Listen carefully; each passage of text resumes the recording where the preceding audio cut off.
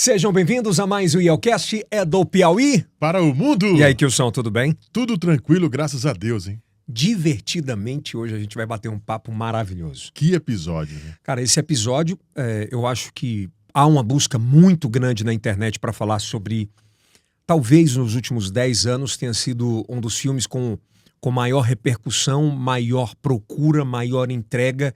E tem um detalhe muito especial, é o tipo de filme que quando você sai da sala do cinema, ele repercute em toda a família durante vários dias. Não é mais ou menos isso? Com certeza. Não, se você não assistiu o que isso aí tem um desejo, vai sair daqui querendo comprar. Apesar que não tem vaga, né? Tá um negócio sério. Mas você tá muito elegante, cara. Heron veste o homem atual. Você encontra Heron onde? Exclusividade Noroeste, Piauí, Maranhão e também no Tocantins. É verdade, é maravilhoso, é espetacular, é extraordinário. Eu quero te convidar a se inscrever no canal, ativar o sininho, dar o like, o que é muito importante para que o YouTube entenda cada vez mais que você quer consumir o nosso conteúdo. São mais de 124 mil inscritos. No TikTok são quantos, Wilson, já? 600 mil seguidores, enfim, em multiplataformas. Em abril, nós batemos quase 40 milhões de views. Então, a gente está muito feliz com tudo que está acontecendo em multiplataformas. O nosso muito obrigado de coração. Se você consome qualquer um desses serviços aqui atrás, faz um favor, contrata, porque são os nossos patrocinadores que nos ajudam a realizar esse sonho que é o IELCast. O IELCast é realizado na Estação I Estúdios Criativos, onde você também pode ter o seu podcast. São 6 estúdios prontos, né, Kilson? Sim. Tá chorando, cara? Não. Antes de nem começou, tu já tá chorando, querido. As lágrimas já estão daquele Olha jeito. A camisa dele, tá chorando. É que ele lembrou do Divertidamente. É porque ele lembrou do primeiro Divertidamente há 10 anos atrás. Eu chorei à época. Você sabe que eu sou muito chorão, né? Sim, você é chorão, eu sei. E os meninos vão fechar o ponto pra gente poder fazer aqui o episódio. Vamos lá, então. Bom, é um episódio muito especial pra gente. A gente fez questão de gravar ainda pertinho do filme.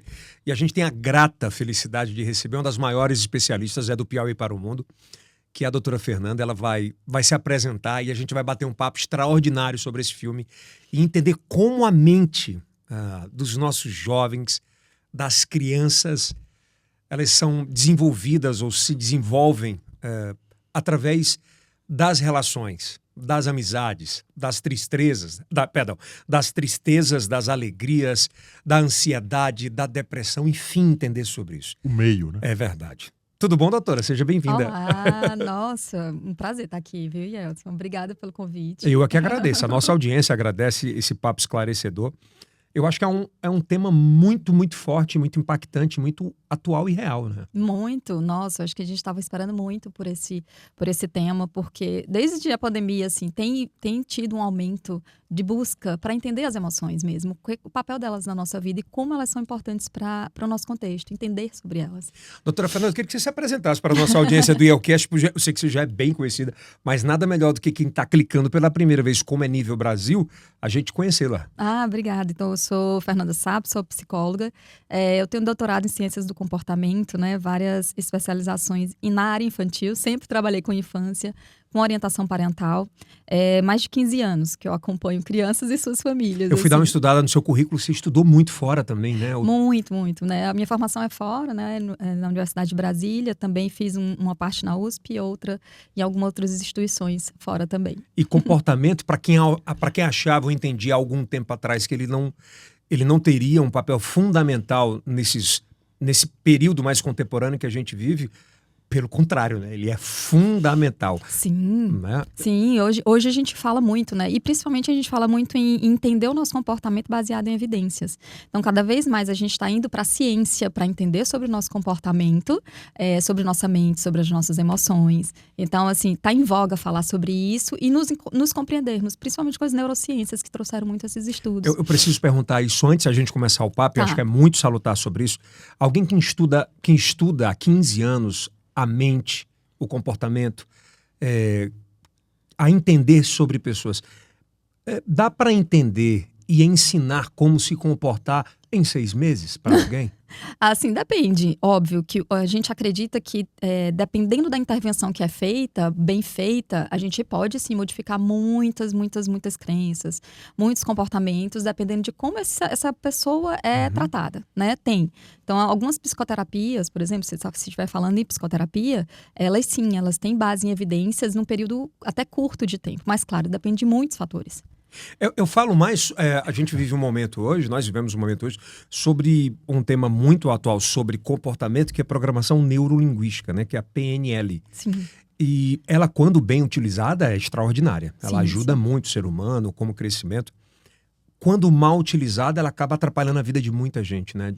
A gente tem que entender que qualquer intervenção, né, ela pode vir para o bem ou para o mal. Então, se ela for mal feita, a gente tem a dizer, não, mas não faz mal fazer qualquer tipo de intervenção. Faz sim. Se a gente fizer uma intervenção mal feita, né, não for baseada em ciência, não tiver um profissional capacitado para aquilo, assim, a gente pode mexer em emoções, em demandas daquelas pessoas que podem comprometer a vida dela com toda certeza. Então, a gente tem que procurar bons profissionais, pessoas capacitadas para lidar com as demandas comportamentais, porque elas não são bobagem, né? A senhora falou uma coisa muito... Desculpa, senhora, por respeito. Pode me chamar. Sou jovem, senhora. Você falou uma coisa, para mim, muito bacana, muito legal.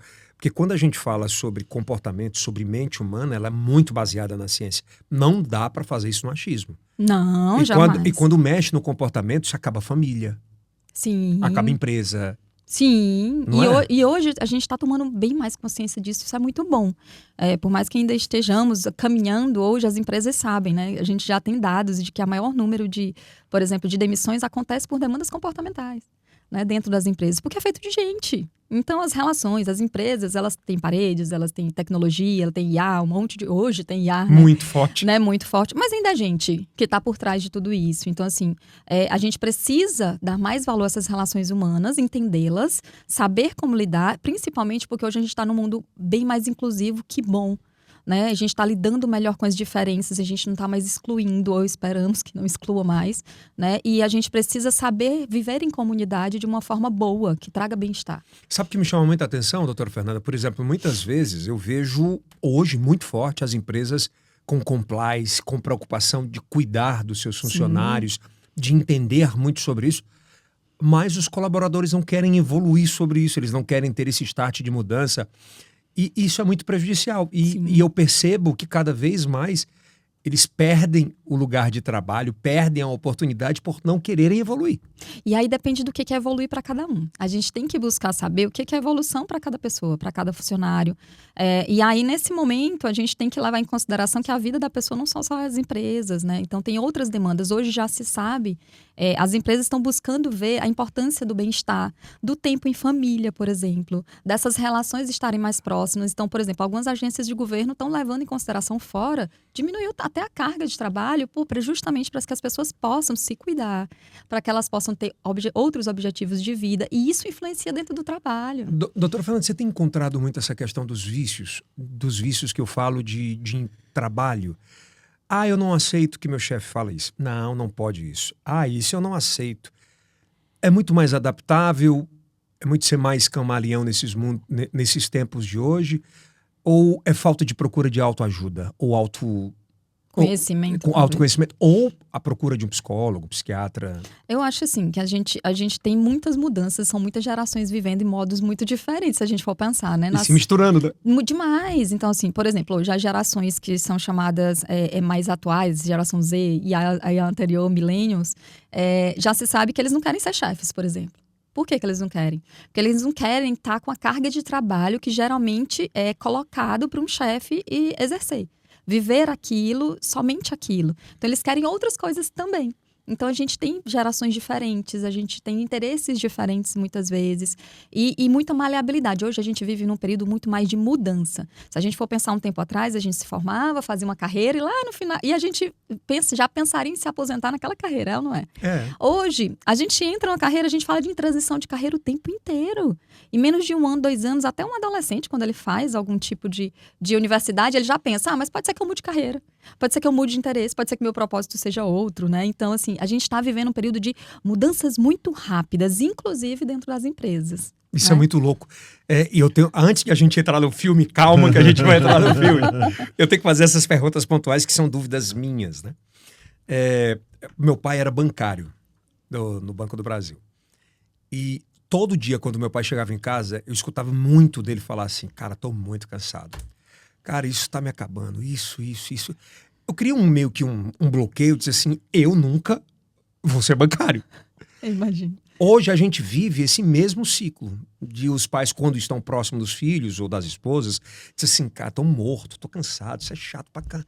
Não cria o desejo. Qual é o tamanho desse prejuízo de imagem quando chega e relata e fala isso no convívio familiar, o que isso pode impactar os filhos, as novas gerações? Se a gente for pensar em comportamento humano, a gente aprende de duas formas, né? A gente aprende por imitação, né? Por modelo das outras pessoas, então que elas falam, a forma como elas falam, principalmente na infância, tem muita influência. Você vê, né? Assim, crianças imitando muito seus pais. A gente vê isso muito em consultório, por exemplo, quando a gente vai trabalhar com as crianças, elas tendo as mesmas falas. Então a gente aprende por modelo e a gente aprende por consequências. Então não só eu vejo meu pai reclamando daquilo, mas eu vejo as consequências na vida dele, por exemplo, eu posso aprender com aquilo.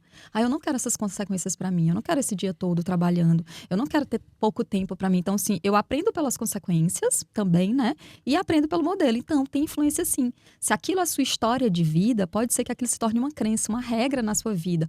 Não quero isso, eu não quero isso para mim. Então, a regra até contrária. Então, até o Divertidamente traz isso nas crenças que eles colocam, né? Que é a noção de si. Tem muita influência desse meio da família, das pessoas, o que elas falam, de como elas falam para você. Então, é verdade, o 2 tem muito isso. Muito. No senso, chama senso de si. A psicologia dá vários nomes. Self, dá personalidade, crenças centrais, como a psicoterapia cognitivo-comportamental traz. Mas, de fato, são essas experiências ao longo da vida que vai formando esse senso. E ele pode ir modificando? Pode. Pelas experiências, sim. Mas a nossa história de vida, nossa infância, tem muita influência, assim, do que você ouve, por exemplo. Principalmente das pessoas de referência, que é seu pai, né? Mas é a principal referência. É a principal referência, tanto pai ou mãe, né? Ou tios, enfim. Bom, doutora Fernanda, o que dizer das pessoas perfeccionistas? É uma mania, um hábito? Como é que se diferencia tudo isso? Mania, hábito e pessoas perfeccionistas. É tudo, o que podemos dizer a respeito de comportamento? Adorei sua pergunta. Né? É uma pergunta complexa, mas é uma ótima pergunta. É a pergunta de $100. Sim, né? Mas se a gente for pensar no perfeccionismo, ela está muito angariada à ansiedade, a manter o controle das coisas. Né? Uma pessoa perfeccionista, ela não aceita, né? Ela não tem como um limite. Um limite de quê? Eu gostei dessa roupa. Não, mas não tá perfeito. O cabelo ainda não tá perfeito. Ou eu tô estudando para uma prova. Ainda não tá suficiente. Eu vou ler um pouco mais. Não, mas não tá suficiente. Então, se eu chego a um ponto onde eu paraliso, né? Eu nunca tá perfeito, como que eu vou aproveitar a vida? Como eu vou receber as coisas que são boas? Número 2, somos humanos. Nunca seremos perfeitos. Então, começa porque é uma meta inatingível. Ser perfeito em tudo, fazer tudo muito bem feito, é uma meta inatingível. Mas tem sido muito mais falado por essa cultura que a gente tem hoje, principalmente da performance. Então, tudo é muito performance. Ou da alta performance. Então, assim, tudo tem que ser muito bom. E o recorte que aparece pra gente é um recorte de conquistei, sou bom.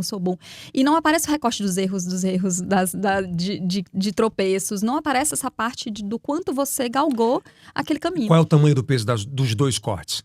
Eu conquistei. Eu errei. É a importância de você olhar que toda a trajetória tem o erro.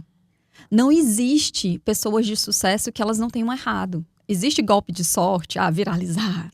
Consegui aquilo porque eu fiz aquilo naquele dia. Que também é muito rápido e muito... Que cai muito rápido também, é muito né? efêmero, você sobe e desce. Sim, mas uma conquista. Se você for pensar em grandes conquistas, vamos pensar aqui em pessoas muito grandes que conquistaram boas coisas. Eles têm uma história.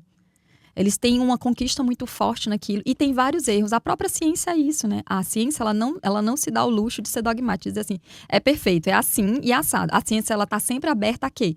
Se você encontrar um estudo melhor do que isso, a gente vai mudar essa teoria. A gente vai mudar essa hipótese. Então, assim, a gente tá num mundo onde ele quer alta performance, quer que a gente seja muito bom, mas não tá mostrando o outro lado de que para você ser muito bom em qualquer área, você não vai ser bom em todas. E que mesmo que você seja bom naquela área, você pode errar naquela área, inclusive. E tem que errar muitas vezes para melhorar, né? E tem que aceitar. Então, assim, tá se passando um imaginário popular de que todo mundo é muito perfeito, né? Quase uma maquiagem mesmo. E me chama muita atenção, doutora, e a gente vai começar a enveredar pela história do filme, mas antes, há 10 anos atrás, se a gente falar no percentual de procura de psicólogos, psiquiatras lotados os consultórios, em relação a hoje, a gente vai falar de 1000% hoje. Nossa, muito mais. Muito mais? Assim, eu falo... de volume, mesmo, de procura, de ajuda. Muito. Isso, muito. Antes não, era meio que um tabu, né? Não vou por isso, por aquilo e tal. Cheio de preconceitos. Qual é o tamanho da rede social nessa avalanche de procura por consultórios de psicologia, de psiquiatria? O que é isso? Eu acho que a pandemia teve uma contribuição muito grande, sabe? A disseminação, eu falo que as redes sociais, elas trouxeram o conhecimento para as pessoas. Então as pessoas começaram a falar também das suas fragilidades, das suas demandas. As pessoas modelos, por exemplo, movimentos, se a gente for falar em grandes movimentos como Me Too, né? Falar sobre as ondas de abuso. Então as pessoas falarem que buscaram acompanhamento, né? Times de futebol falando que começaram a trazer fora o acompanhamento de psicólogo. Que não existia. Ou seja, dentro de grandes demandas, esses modelos começaram a ser trazidos para a população. Ou seja, que essas pessoas podiam ajudar elas a se manterem bem para fazer uma determinada coisa. E de que todo mundo passa por dificuldades. E essa disseminação nas redes sociais, né, que foi justamente o boom ali em 2013, né, se a gente for pensar, começou a disseminar a normalização de se ter um terapeuta, por exemplo. Né? Então, uma busca muito maior sobre isso, não só para remediar mais, mas para prevenir também. Nossa, eu quero me conhecer. Muita gente chega, né, dizendo, eu quero me conhecer. E eu acho que depois da pandemia também piorou muito, né? Piorou no sentido piorou mesmo. De saúde mental. Isso. E a busca aumentou muito, né? Justamente porque as pessoas começaram a dar valor à saúde mental. O quanto ela é importante, o quanto eu paraliso, eu posso ser a pessoa com um desempenho mais fantástico desse mundo, ter todas as conquistas desse mundo. Se eu caio numa depressão, que todo mundo pode ter, né? Não é fraqueza, não é porque você é falta de alguma coisa, nada a ver isso. E nem é frescura. Nem é frescura, não. Todo mundo pode ter, né? E paralisa um ser humano, as pessoas começaram a notar, caramba, isso é real. Isso é real, né? E se eu não me cuidar, eu posso ter um problema muito sério e perder, inclusive, as coisas que eu conquistei, né? E não dar mais valor àquilo. Então, começou-se essa busca de realmente se conhecer. Conhecimento mesmo. Sim. Olha, se a gente falasse, a senhora concorda, você concorda que se a gente falasse há 8 anos atrás, 5 anos atrás, para a grande massa de burnout, ele dizia assim, frescura, preguiça. Preguiça, isso. Não Isso mesmo, exatamente. Então as pessoas começaram a entender que, por exemplo, ataques de pânico, né, que é um sintoma de vários transtornos, é uma característica de vários transtornos e que isso não era... As pessoas iam muito para consultório, por exemplo, com ataque de pânico, dizendo que estavam morrendo, que estavam tendo problemas no coração.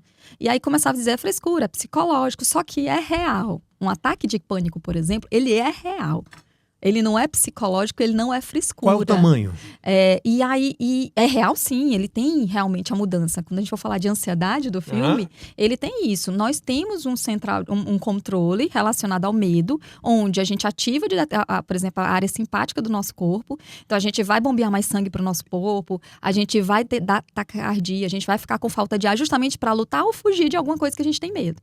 Então, a gente tem esse sistema, todos nós temos. Sim. Então, diante de um medo, de uma situação que muitas vezes, né, na época das cavernas, era um leão e hoje não é, às vezes é o seu chefe gritando com você, é uma demanda familiar, é você não ter dinheiro na conta. Então, assim, esses estresses do dia a dia, esse pânico, esse medo de perder, por exemplo, alguém. Então, começou a surgir, só que as pessoas não sabiam o que era.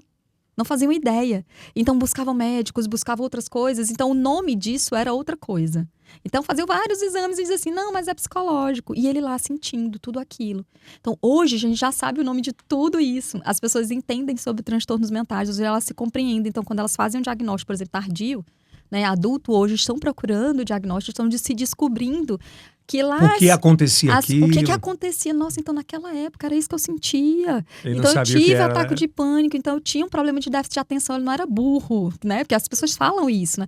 Não, e doutora, é porque a gente absurdo, ouve né? Isso, né? Doutora, eu não era burro, é porque eu tinha um déficit de atenção, então eu precisava de uma adaptação para melhorar e estudar melhor. E quantas pessoas com psicoterapia, hoje as crianças têm a oportunidade, por exemplo, que tem um déficit de atenção, uma hiperatividade, uma oportunidade de estudar melhor com adaptações e se dão muito bem na vida. E é isso, né? Então, eu trago qualidade de vida quando eu conheço esses transtornos. Eu entendo que eles são fisiológicos. Eles não são da minha imaginação. Doutora, e Vamos falar agora, vamos começar agora a falar. Quer falar? Sim. Doutora, pegando essa... Já tem divertidamente. Falando, eu tenho acompanhado como repórter policial o número de pessoas surtando, né? Muitas vezes pela bebida, praticando crimes, o número de surtos. A senhora olha como um aumento hoje? Olha, assim, depende do que a gente chama de surto, né? Um surto, ele tem É várias muito- é características. plural, né? Muito plural, a gente não sabe muito bem. Mas a gente tem uma característica que qualquer transtorno mental, ele é multidimensional. A gente não pode dizer só que é uma questão genética, a gente não pode dizer só que é uma questão de doenças, enfim. A gente fala também de uma questão cultural. Então, a gente tem um contexto que é adoecedor, se a gente for pensar. A gente tem um contexto de segurança, a gente tem um contexto onde a gente tem problemas sociais sérios, a gente tem muita discriminação, a gente tem muito preconceito. Então, a gente vive numa sociedade que ela auxilia, né, nesse adoecimento mental, porque ele tem uma influência social muito forte também. Né? Esse contexto é mais adoecedor. Então, e é claro, hoje... também a gente tem um contexto que a gente quer felicidade o tempo inteiro. A gente quer coisas fáceis, né? As pessoas estão buscando tudo muito rápido. Então, eu quero ganhar dinheiro muito rápido, porque que se dissemina muito mais fácil os jogos. Eu quero coisas rápidas. O tigrinho, né? Eu quero resolver a minha questão financeira. Eu não quero sentir dor, então eu tomo remédio. Né? Eu não quero sentir tristeza nem raiva, mas me dopar de novo. Porque não sabem lidar com essas emoções, né? Então tem as demandas sociais, mas também tem as demandas internas. A gente não sabe lidar muito bem. E aí vai buscar nisso, vai buscar na bebida. Então a gente fala de comportamento compensatório, mas não saudável. Que é quando eu não quero sentir aquilo, eu bebo pra me dopar daquilo. Então eu não quero pensar nos meus problemas, eu não quero ficar com isso na minha cabeça, tô com taquicardia, tô preocupada, tô com um negócio aqui dentro que as pessoas chegam falando. E aí, 2023 foi o maior consumo, acho que, da história de Zolpidem. É um negócio... Não, o Brasil ele é disparado em psicotrópicos em diversas, né, áreas, tanto para drogas lícitas como ilícitas mesmo. Então é uma anestesia. Se a gente for pensar, eu tô sumir da tomando realidade. porque eu não quero sentir, né? Então, assim, a gente tem um problema, né, em relação às emoções, trazendo divertidamente, que a gente acha que emoções são ruins. Então, assim, eu não posso sentir aquela tristeza. Eu tenho que estar alegre, eu tenho que estar feliz, eu tenho que postar. Eu tenho que viajar e a minha viagem tem que ser perfeita. Não pode ter perrengue. Não pode ter lá a praia quente, ou eu na areia e a areia e aí a onda me derrubou. Não, tem que ser a onda perfeita em que eu mergulho. O cabelo perfeito. E o cabelo tá perfeito e tal. Então, assim, eu tô querendo uma performance que não existe. Eu sinto raiva, eu sinto tristeza, alegria, independente mesmo que a minha vida esteja boa. Bom, vamos começar agora definitivamente a falar de... Eu falei agora. Doutora, há 10 anos atrás, doutora Fernanda, era lançado Divertidamente 1. Uhum. Bom, 10 anos depois, Divertidamente 2. Você vai entender minha pergunta. Por que o tamanho da explosão do 2, né, em redes sociais, principalmente com a força que tem? E qual é o tamanho da época da explosão do 1? Tem como fazer uma correlação? Sabe E se foi proposital a criação desse filme? No primeiro, que a gente tem algumas informações, é que ele teve uma curadoria de neurocientistas. A gente tem nos últimos anos um aumento do número de pesquisas voltadas às neurociências. Ou seja, a gente está compreendendo um pouco mais o nosso cérebro. A gente está vendo mais a relação dessas emoções, do que passa na nossa cabeça com os nossos comportamentos e nossas ações. Tá? Eu acho que o sucesso do Divertidamente é identificação. Então, assim, identificação e compreensão. Nossa, eu ajo desse jeito. Então é porque tem uma emoção ali que está controlando o que eu estou fazendo, o que eu não estou fazendo. Então, você vê uma identificação muito forte quando aparece não só na cabeça da Riley, que é a personagem principal, mas dos pais também, dos homens, algumas características lá, né, mais tranquilos, enfim, das mulheres. Então, assim, quando as pessoas começaram a ver aquilo, nossa, isso parece comigo. A identificação é muito forte. Então, o 2 ainda mais, trazendo adolescentes. Que né? é o grande... Que é o grande boom. Os pais estão muito aperreados para entender os seus filhos, né? Eu falo aperreados mesmo, que essa é a palavra. Que é muito diferente de 10 anos atrás. Então, assim, se a gente for pensar lá, quando a gente tá falando de uma criança que já começou umas demandas de mudança, mesmo com uma família muito boa, que estava ali próximo dela, ela teve alguns rompantes de mudança de comportamento por conta dessas emoções e por mudanças na vida dela. Então, trouxe a identificação, principalmente dos pais, das crianças.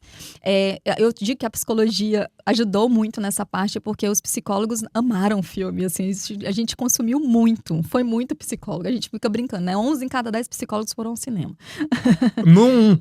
No 1 e no 2, então. Não, assim, no 1 ainda já era, né? já era, porque assim, ele entrou dentro do consultório, por que entra dentro do consultório esses filmes? Porque uma das questões mais importantes dentro da psicoterapia é a psicoeducação. O que é isso? É a gente educar os nossos pacientes para entender sobre a sua psicologia, para entender sobre o seu comportamento. Então, assim, se você vai ao consultório, leva seu filho, a gente quer que ele saia de lá entendendo sobre ele. Por quê? Porque as demandas vão sempre acontecer. Eu não vou ficar dependente de um psicólogo o resto da vida. As demandas vão mudar, mas eu vou entender por que meu comportamento tá daquele jeito. Eu digo que a gente torna as crianças mini-terapeutas, né? E os pais começam a dizer isso mesmo, né? Eles começam a dizer, nossa, agora ele identifica tudo que eu tô fazendo. Ele sabe fazer análise funcional do que é o meu comportamento. Olha, tá terrível, viu? Tá melhor do que eu para identificar as coisas, mas é isso mesmo. A gente faz uma psicoeducação com essas pessoas. Então, quando eu começo a me entender, me identificar, e o filme ajuda nessa trazer isso para dentro das crianças, porque a criança a gente precisa de um recurso mais lúdico.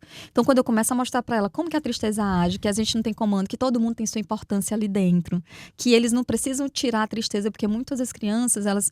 E também é de uma cultura do engole o choro, né? Que não é muito... chora. Homem não chora. Ah, não precisa sentir medo. Para, isso é bobagem. Por que você está sentindo medo disso? Então, a gente tem uma cultura muito que coloca para debaixo do pano os nossos sentimentos. Então, quando uma criança vai lá, descobre que eu posso sentir medo, eu posso sentir raiva, eu posso sentir tristeza, nojinho, né, das O coisas. nojinho é ótimo. É maravilhoso. Eu posso sentir alegria e tudo isso faz parte de mim. E isso tudo é importante. Eu começo a entender, nossa, ufa, dá até um alívio, ufa, eu sou igual a todo mundo. Então, quando eu tenho uma cultura que te bota isso para debaixo do pano, não chora, menino não chora, a gente não pode conversar sobre sentimento. E aí, quando eu coloco essas emoções para debaixo do pano e eu falo sobre elas, eu vou buscar outras coisas para lidar com elas, porque elas não somem. Elas continuam em mim.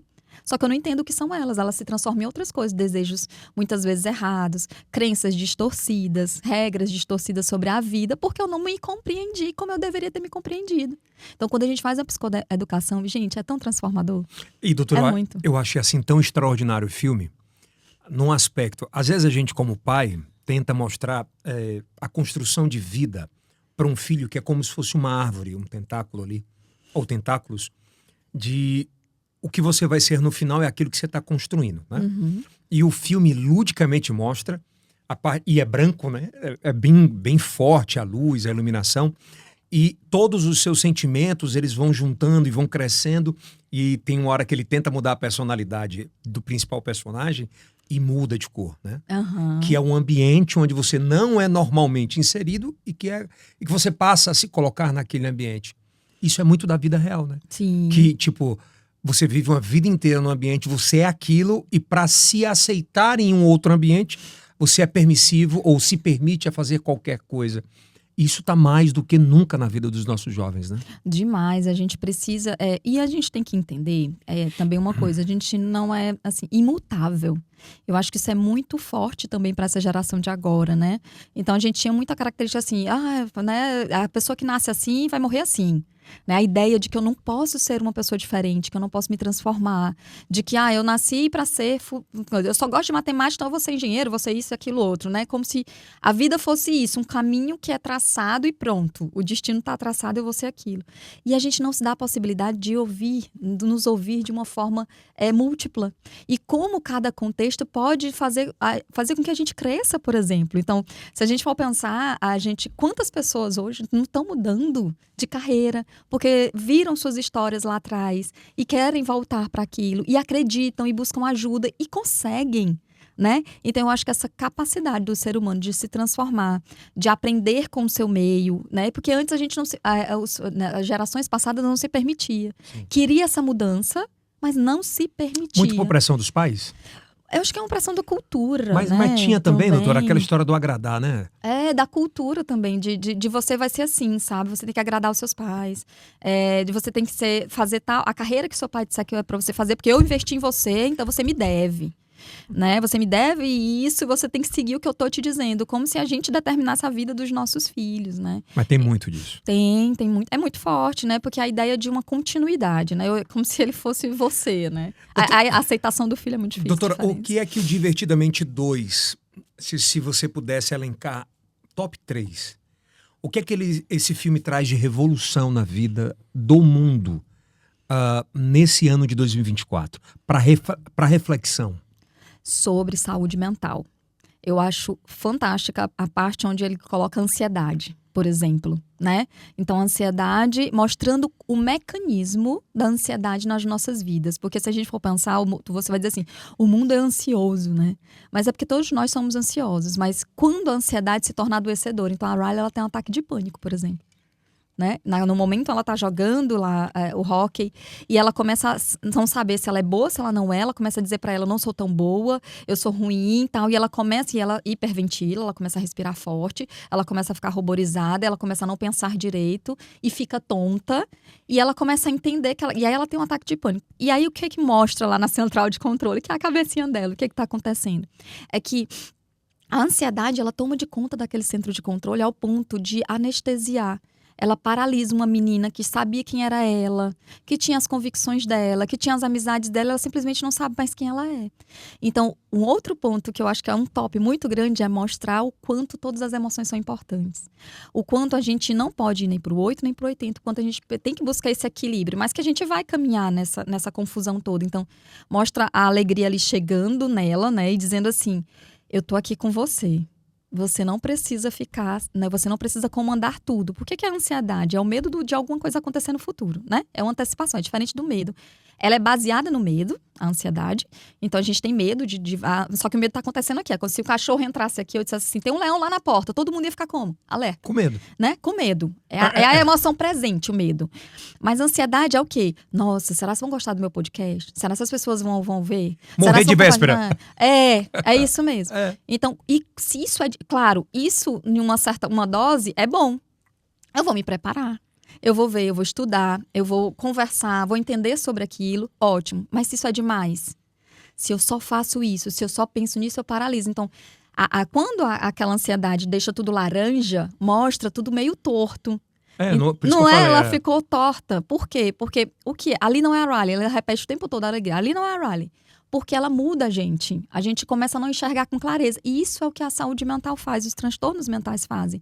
São comportamentos em excesso que mudam a gente. Então a ansiedade, ela é muito bem demonstrada no filme. É bem demonstrado. Que ela é capaz de mudar toda uma realidade, mesmo que você seja muito forte naquilo que você faz. Mesmo que você seja muito foda naquilo que você faz. Mesmo se você seja. E como tem pessoas que têm ataque de pânico dentro dos esportes, por exemplo. São muitas pessoas. O cara de alta performance do vôlei, do futebol. Muito. Imagina a pressão de uma pessoa que passa, sei lá, anos treinando e ela tem que demonstrar ali na Olimpíadas, por exemplo, em 1 segundo a sua performance. Imagina que naquele 1 segundo ele não pode errar, ele não pode errar. Imagina o que não passa na cabeça dessa pessoa e se aquilo toma de conta, quanto a performance dele não pode cair. Então tudo que ele construiu ali, simplesmente que não é ele, pode cair por água abaixo, né? O Divertidamente 2, ele pode ser um grande preparatório para as mentes dos nossos novos adolescentes que ingressam agora, por exemplo, nos simulados ali no primeiro ano, no segundo ano, que vão para uma nova vida. Porque o que a gente tá vendo, eu tenho uma filha, ela tem 15 anos e eu vejo a minha filha sofrer de ansiedade absurdamente.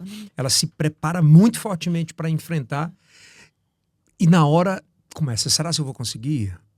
Esse filme pode ajudar de alguma forma? Pode a compreender primeiro, né? Você entender como funciona aquele mecanismo na cabeça da gente e buscar ajuda. Se aquilo está te trazendo sofrimento e está trazendo mudanças na sua vida que não são tão satisfatórias, é a hora de buscar ajuda. Né? É quando a gente está precisando de ajuda naquilo. E aí eu acho que entra um papel importante da sociedade, por exemplo, nas escolas. A gente tem que ter uma educação emocional melhor dentro das escolas. Falta muito hoje? Falta, já tem, né? A OMS colocou a saúde mental como um patamar de qualidade de vida.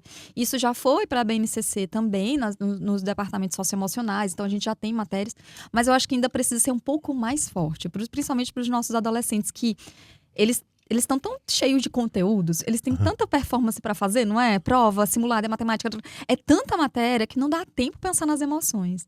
E aí é que tá. Não existe aprendizagem sem emoção. Não existe.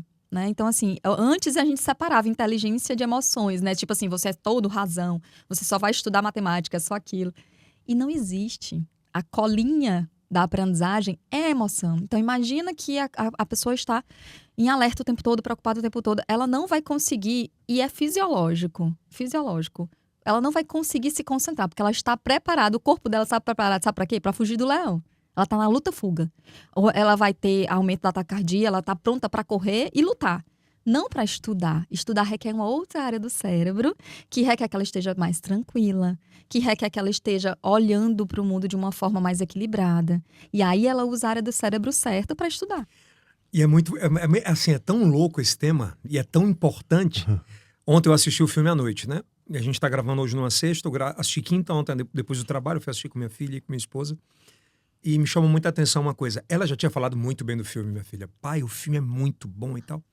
Quando eu assisti o filme, eu falei assim, caramba, que tapa na cara da gente.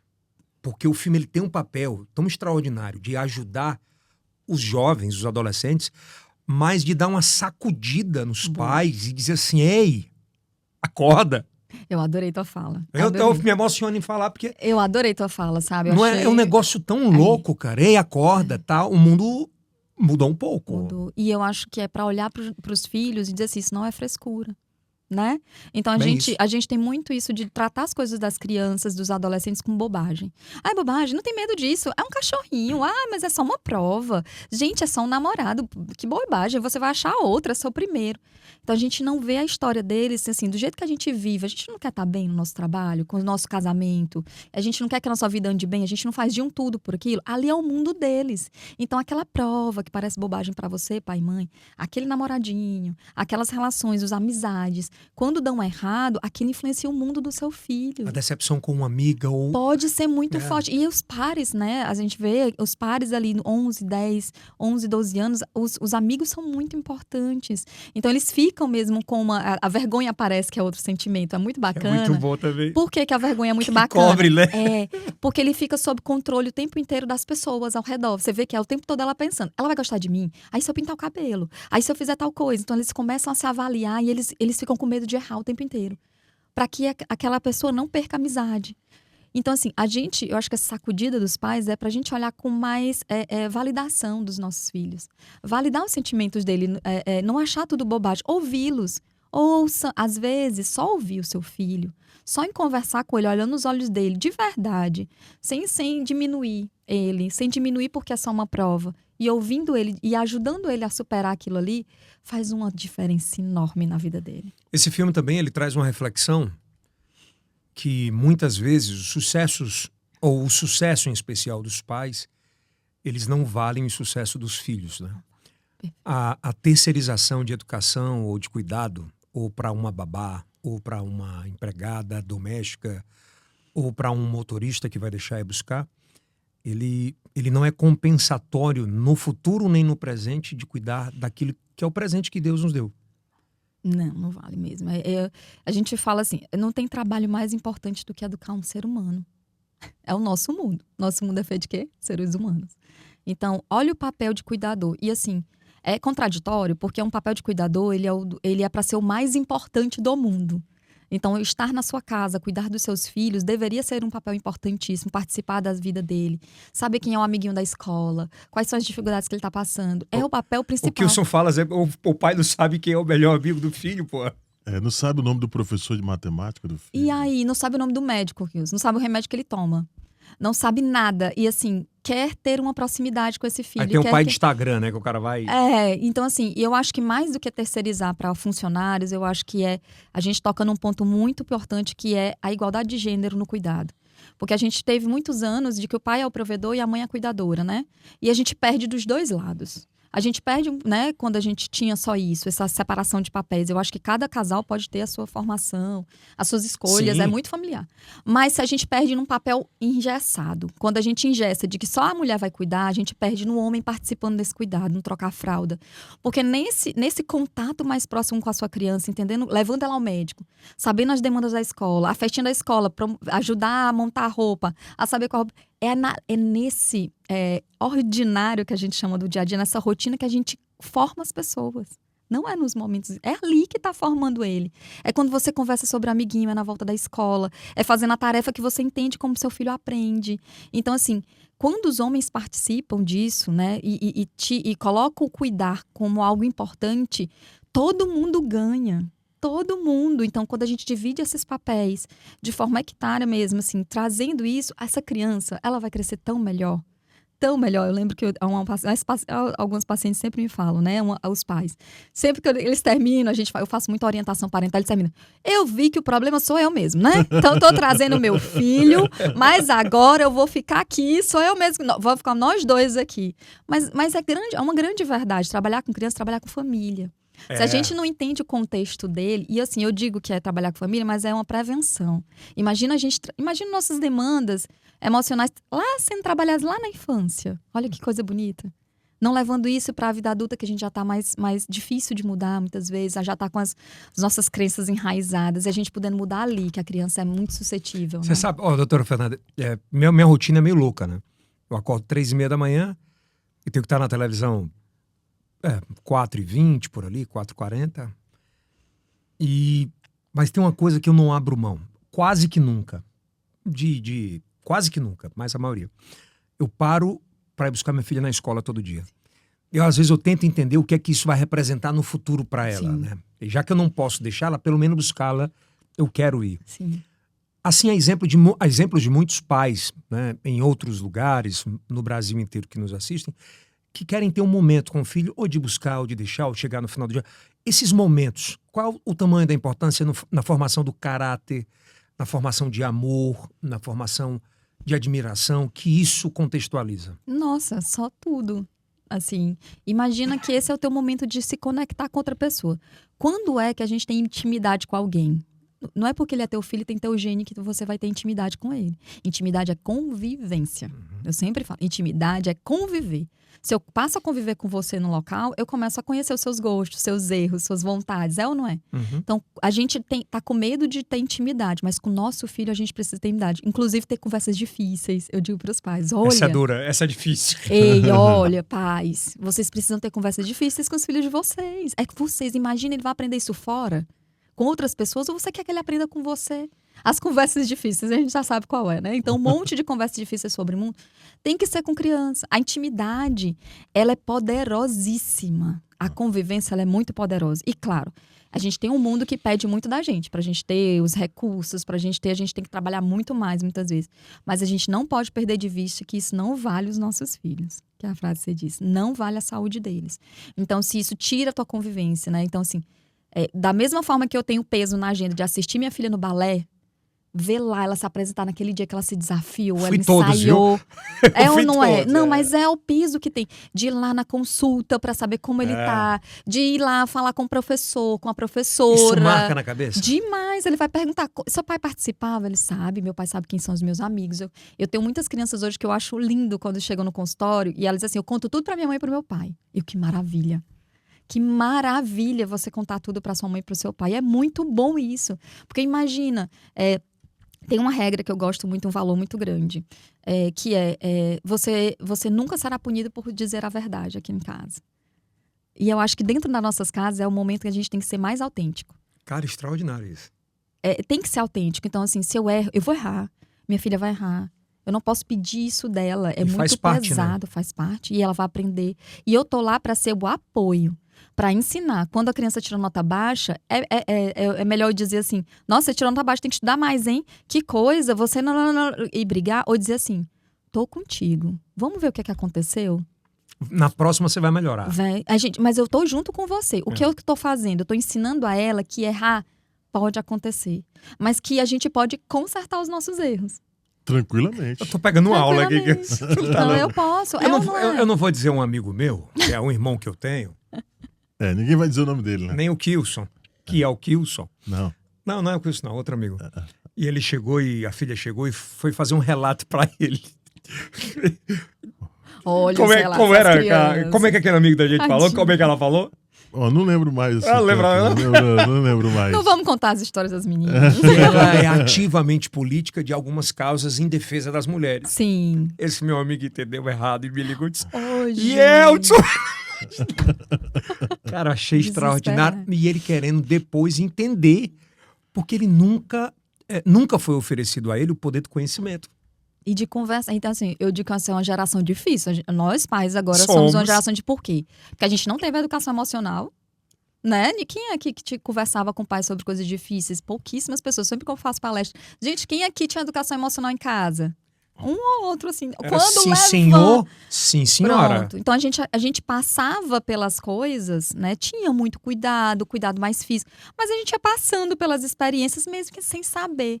Quantas, por exemplo, que pessoas, infelizmente, indo para um lado um pouco mais difícil, quantas pessoas sofreram abuso e não sabiam que estavam sendo abusadas? Porque simplesmente não se podia falar sobre nada. Era proibido criança dar opinião. Quando chegaram a ser adultos é que entenderam que aquilo ali não era certo. É. Então, simplesmente por não poder falar. Então, a gente é uma geração de pais que a gente não tinha essa educação e agora tem filhos que têm essa super educação, que falam sobre tudo. Mas, doutora, E- também não tem a parada da criança ou do adolescente de ser mais frágil? Eu brinco e falo, muito seriamente, brinco e falo que, Wilson, talvez a gente tenha a geração mais preparada psicologicamente da história. Perdão. Tecnologicamente. Tecnologicamente. Talvez a gente tenha a geração mais preparada tecnologicamente da história, mas talvez tenhamos a geração mais despreparada psicologicamente da história, do não, de nunca ter recebido, eu não tô aqui eu não preciso ficar nesse mundo, eu não faço nada certo, eu não sirvo pra nada, o que é que uma criança de 15 anos não sabe, eu não sei o que é que eu vou ser na vida. E é uma autocobrança tão louca. Mas a gente tem que lembrar que continuam sendo adolescentes e crianças, como nós fomos. Entende? A gente tá esperando deles coisas assim extraordinárias. Eles continuam sendo as mesmas Não pesar crianças. muito, né? E adolescentes, olha, a nossa parte de planejamento, que a gente chama de funções executivas, ela fica aqui no pré-frontal. Ela vai se formar mesmo ali, melhor, lá para os 24 anos de idade. Hã? Então, assim, até lá é difícil planejar. Sabe por que é difícil, assim, você dizer assim, filho, pega aquilo outro, ele tá fazendo... Outra coisa, é difícil se planejar. É difícil inibir os impulsos. É um período, a adolescência é um período onde os impulsos são muito fortes. Sabe aquela parte do filme que o centro de controle perde um pouco a noção? A alegria aperta o botão e ela fica eufórica. A tristeza aperta o botão. Esse centro de controle tá quebrado, gente. Aconteceu alguma coisa aqui. Mas é mais ou menos, é uma analogia. Meio que fica quebrado, mas é porque a gente ainda não tem essa inibição. Ali é uma inibição a gente chama de impulso. Então, por exemplo, essa inibição que a gente tem de dizer assim, nossa, você tá feio, eu tô bonito, tá horroroso, sabe? A gente não dizer isso, mais adulto, nem todo mundo tem, né? Mais adulto, eles ainda estão formando. Então, eles podem dizer muitas bobagens. Eles podem dizer muitas coisas porque eles ainda estão nessa formação. E essa formação vem pelos adultos. Então não é para levar tanto a sério, mas procurar ajuda para entender. Sim, não, levar a sério, mas entender que eles estão em formação. A gente tem que equilibrar as expectativas. Doutora, eu não tenho como, assim, eu Não, vou... só tem uma Pode mais falar. uma, Não, eu mais ia uma. dizer para ela que assim, a primeira de muitas dela aqui. Se ela quiser, obviamente, né? Com certeza. Doutora, tem o emoji? Emoji. Emoji. É mais Emoji é ótimo. Vai virar meme. O emoji, ele é mais prejudicial ou ajuda? De ficar conversando só com emoji? Não, é do negativo que tu tá falando? Não, o emoji no geral. Você ficar, às vezes você do outro lado sorri, mas coloca lá, manda lá um emoji. Eu acho assim que o que tá ruim nesse contato muito mais pelo celular e pelas redes sociais, ele tirou a oportunidade de contatos, a habilidade social, por exemplo, de conversação, de solução de problemas, ela é muito mais difícil pessoalmente, porque eu tenho que estar olhando no olho, eu vejo a sua cara às vezes não gostando muito do que eu tô falando, aí eu já fico nervoso e tudo mais. Então assim, existe uma troca muito grande quando você tá presencialmente com a pessoa. É mais difícil. Você pode ir lá em casa e dizer assim, eu vou falar com ele hoje e eu vou dizer umas boas. Chega na frente... Murcha. Porque é mais difícil. Tem muitos controles ali. Agora imagina que no celular eu posso fazer qualquer coisa. O emoji que eu quiser. Por que hater ganha uma coragem danada no celular? Pra te descartar, de falar coisas horrorosas? Porque ali não tem ninguém pra dizer, eu não tô cara a cara. Será que esse cara a cara ele conseguiria falar aquilo com a pessoa? Não. Porque é mais difícil. Então, eu acho que isso encurta uns caminhos e não possibilita a gente trabalhar essa parte mais humana. De perceber o outro. Perceber que dói quando eu falo, olha, você aí... Sabe aquelas palavras horríveis que falam? Que nem compensa falar. Né? Então, como machuca uma pessoa, né? Que ali do outro lado tem um ser humano que tá te recebendo aquilo tudo. Aí, imagina... Quando eu tô na internet, isso me blinda. E eu acho que essa blindagem é muito prejudicial para os meninos. Quais os sentimentos que não podem faltar no cotidiano ao acordar em um adolescente ou uma criança? Ai, ao acordar, nossa, você pegou pesado agora. Porque ao acordar tem um mau humor, tem a angústia se vai dar certo, se vai tem dar a certo o tristeza. Mas, prioritariamente, se a gente entendesse uma rotina ou uma logística de evolução, quais não podem faltar? A vontade de viver e de experienciar. Eu acho que independente de qualquer coisa, essa vontade, as crianças todas nascem. Imagina o pequenininho, o que é que ele faz quando ele não consegue uma coisa? Ele vai de novo, né? E a gente fica podando o pequenininho lá. Não pega, não pega. Ele não consegue botar essa caneta, ele vai tentar de várias coisas. Então, a gente, como ser humano, a gente tem uma vontade tão grande de aprender, de querer o outro, né?